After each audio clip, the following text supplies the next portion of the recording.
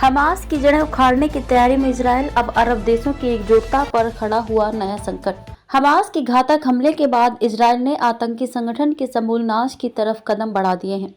Israel दुश्मनों से ऐसी कीमत वसूल करना चाहता है कि दोबारा कोई भी आतंकी संगठन उसकी सीमाओं में घुसकर नागरिकों या सुरक्षा बलों पर बड़े पैमाने पर हमला करने की जरूरत न कर पाए। हालांकि इजराइल हमास संघर्ष ने सिर्फ अरब देशों और इजराइल के बीच संबंध सामान्य होने की प्रक्रिया को रोक दिया है, बल्कि संघर्ष ने इजराइल के खिलाफ अरब देशों की एकजुटता के खतरे को भी काफी बढ़ा दिया है। अरब देशों का हमला और फलस्तीनियों का विस्थापन। फलस्तीनियों और अरबों के लिए इजराइल के साथ युद्ध 7 अक्टूबर की सुबह हमास के हमले के साथ शुरू नहीं हुआ। उनके लिए इजराइल के साथ लड़ाई 1948 से जारी है, जब फलस्तीनियों को उनके घर से निकाला गया और हजारों फलस्तीनियों की हत्या की गई। इसे नकबा या तबाही कहा गया। 1948 में अरब देशों और नए राष्ट्र इजराइल के बीच पहला संघर्ष हुआ था।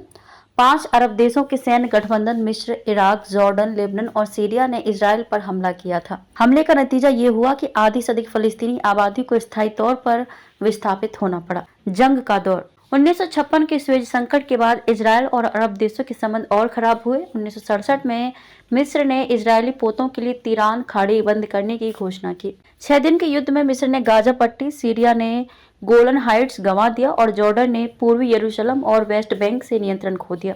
1969 और 1973 की लड़ाई इजराइल, मिस्र और सीरिया के बीच हुई। अमेरिका और सोवियत संघ ने भी अपने अपने पक्ष की लड़ाई में मदद की।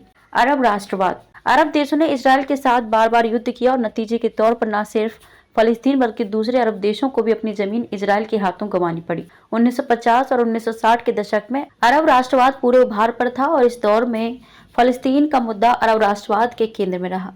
कई अरब नेताओं की इसकी वजह से सत्ता भी मिली और जिन अरब नेताओं ने इजराइल के साथ संबंधों को सामान्य बनाने का प्रयास किया, उनको इसकी कीमत चुकानी पड़ी।